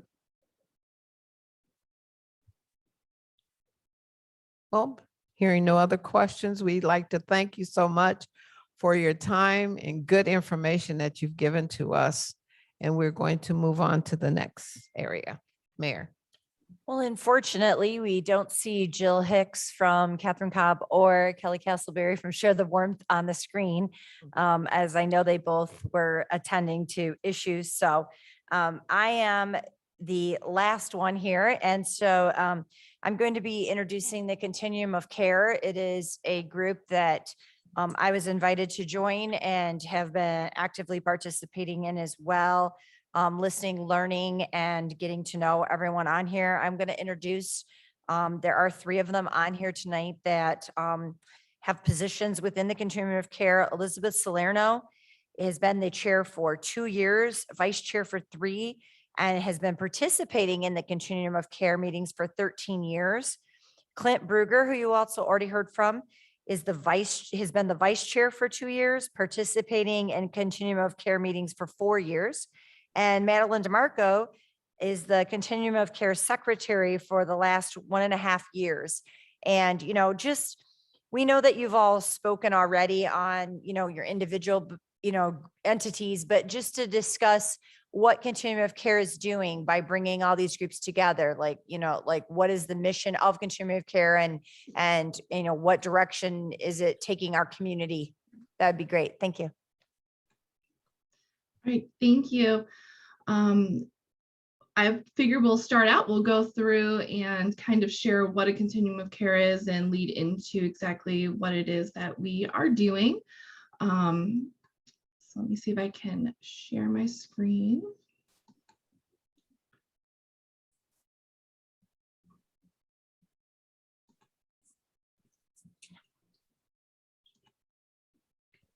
Elizabeth, can I interrupt you a little bit? I just wanted you to know we have about 15 more minutes left in our time.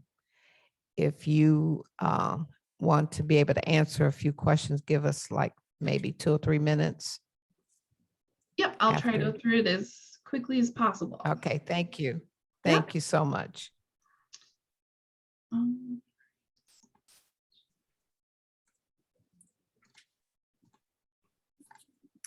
Okay, are we able to see that? Yes. All right. So the continuum of care here, essentially, apparently I'm going through everything. Let me stop.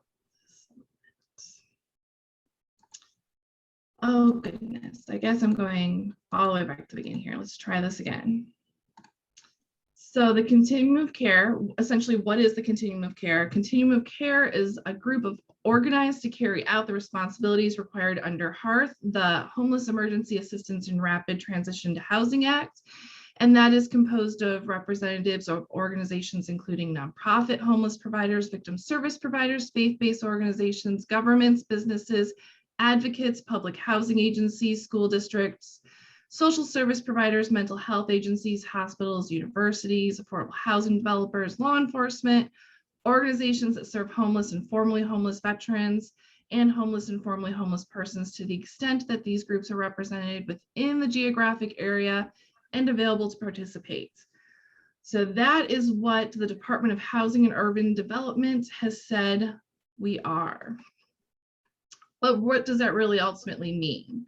It means that we are a group of individuals and organizations, businesses, governing officials, and more that come together to ensure that all of the resources are available to provide housing and support services within our community.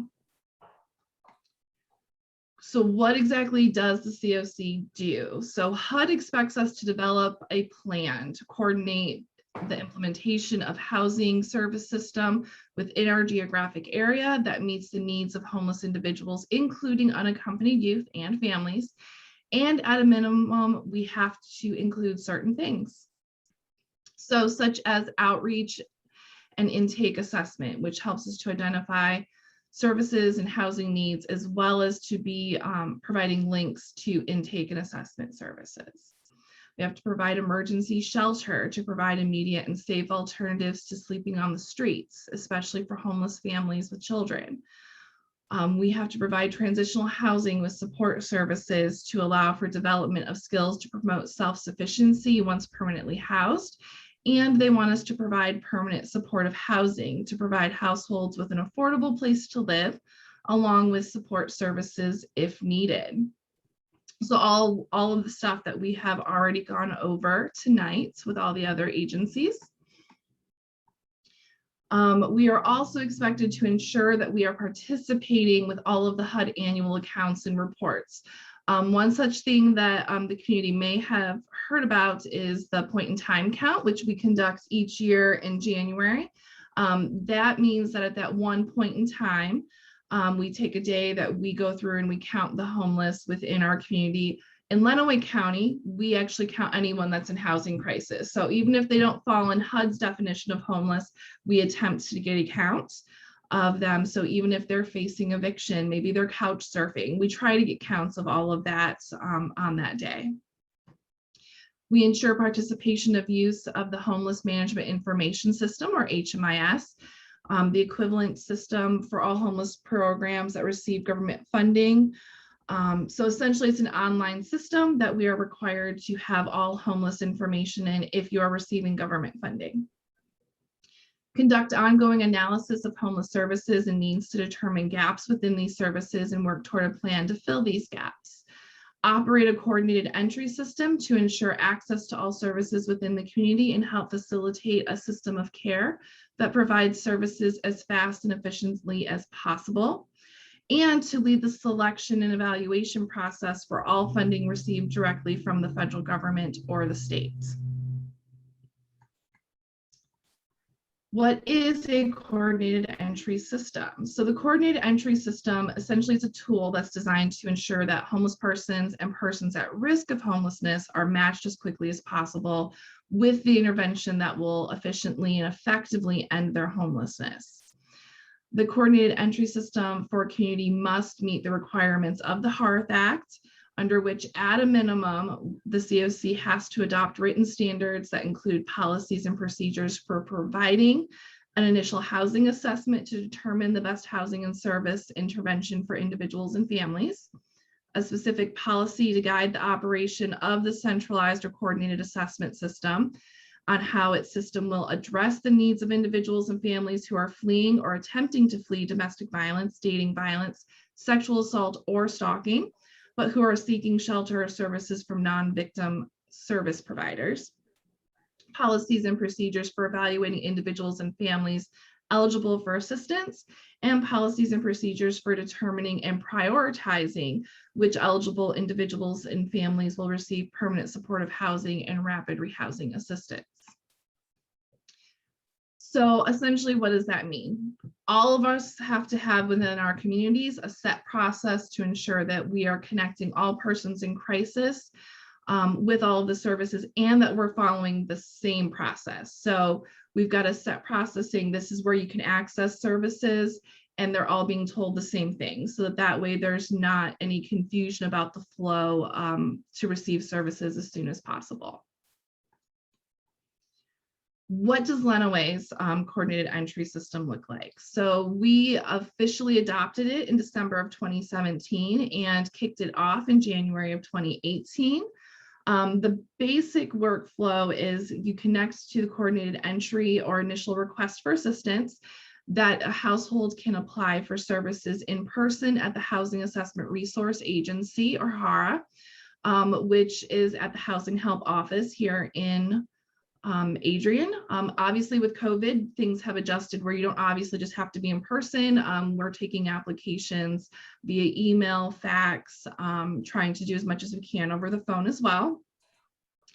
With step 2, with the housing assessment, the HARA will conduct the appropriate VI SPDAT, which is a tool that we use to assess the vulnerability and help prioritize the needs and programming that someone is eligible for. Housing referrals. So the next step is that we're going to gather all of the information from the assessment to determine the best program to end the household's homelessness. And once it's determined, the HARA will help refer people to the appropriate programs.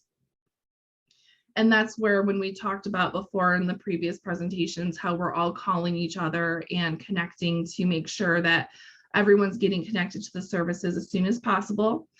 And then housing navigation. After being referred to a housing provider, households are then connected with the appropriate case manager for that program, and they begin the process of obtaining all the necessary information for the final eligibility and getting into the program and housed. As a note, within our entry system, any household that has no safe place to currently stay, so which means that they would be meant to stay outside in a place not meant for human habitation, we don't require them to go directly to the HARA in order to access, like for instance, Catherine Cobb or Neighbors of Hope or Share the Warmth. They can go directly to the emergency shelter provider to apply to get into their shelter program.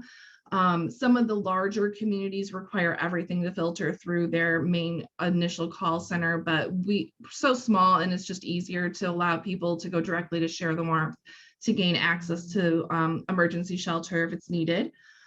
We do have allowances for those that are domestic violence survivors as well within our coordinated entry system to make sure that they're accessing services as safely as possible. What is the HARA? Housing Help of Lenaway is the designated housing assessment resource agency for Lenaway County. It is the central starting point of entry and assessment for all Lenaway households in housing crisis. The HARA provides services and referrals to affordable housing services, shelters, and resources in Lenaway County, which does include all of the housing programs at Housing Help, as well as the other programs within the community. And we are also the coordinator of the system, which means that we're also responsible for the day-to-day administration. So overall, the Continuum of Care is a group that comes together to ensure there's a system of care in place within our community to serve our neighbors experiencing a housing crisis. The coordinated entry system ensures there is a centralized intake process to help individuals and families to receive support and services as quickly as possible. And the Housing Assessment Resource Agency is a central access point to connect individuals and families with support services and housing assistance. And through the COC's efforts, our community is eligible to receive grants from the state and federal governments, and that allows us to offer all of these support services and housing programs. So together, we're all coming together to make that big difference for our neighbors in crisis. The list here is a good chunk of the people who are involved within our continuum of care. There are many others as well, but just to give you an idea, everybody who is here tonight does participate in continuum of care activities. So one thing, like just kind of like with what we're doing, like November is Homeless Awareness Month. So all month we've been trying to do some different activities. One thing that's going on right now is the Continuum of Care is holding the collection drive for the shelters. So Catherine Cobb Safe House, Housing Help of Lenaway, Share the Warmth, and Neighbors of Hope. So we're collecting shelter supplies that will be divvied up to all of them. So those supplies can be dropped off at the Michigan Works Southeast office. They can be dropped off at Housing Help of Lenaway. At Housing Help, you can let us know what it is for. We'll set it aside. All the stuff will be put together and divvied up at the end of the month. So all of the shelters will get some much needed supplies. We're doing case-by-case fundraiser to help raise funds for emergency motel assistance that does not have the government restrictions. So we're selling raffle tickets. So there's a Lazy Boy chair voucher as the first prize, and then we have a golf package, and we have a family fun package as well. So those are $10 each, or 3 for $25, and that is again to raise some much needed funding for some additional motel assistance within our community. I don't know if Madeline or Clint want to add anything else to kind of that rapid fire. Well done, Elizabeth. Excellent. We'd just like to thank you, but we're going to open it up to public comment and or commissioners. Questions? It sounds like you did an outstanding job, all of you, and we just appreciate it so much. We're going to let the mayor say something, then I'll close it out. Thank you to everyone that came here in person tonight or is with us on Zoom. I know a few have come and gone as we've been watching the screen, but thank you especially to all of those that presented just great information. And, this is a great tool for us to get that information out to the public even more, but also for us to help spread this information just by learning tonight and getting that knowledge. And hopefully this can be shared, and this, the Zoom was recorded, so it'll be shared and we can really, get the word out, because we just know that that's a lot of what our community is needing. Sometimes they just don't know who to go to, where to go, or that these services are even available. And so we thank you so much for taking that time tonight and coming and spending a Thursday night with us after you've worked all day. But to help us, to help spread that word and just to help our community. And we're so grateful for all you are doing. And, just would want to do as much as we can also to assist you in any way that we can. But thank you very much. Thank you. And I would like to ask you, Elizabeth, about the sharing for donations. You're taking up donations for coats or clothing. Are you saying used clothing and new?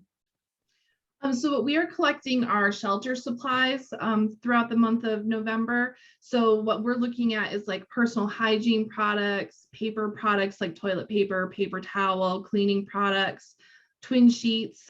So things that our shelters use on a day-to-day basis to make sure all of the families and individuals are comfortable and have everything they need. Okay, thank you for clearing that up. We would again say thank you to all of you for participating and helping us to share the information that's necessary for our community. And all of you are just fantastic. We look forward to having you all back again and ask some better questions. Maybe we can get more questions from people that listen to the Zoom.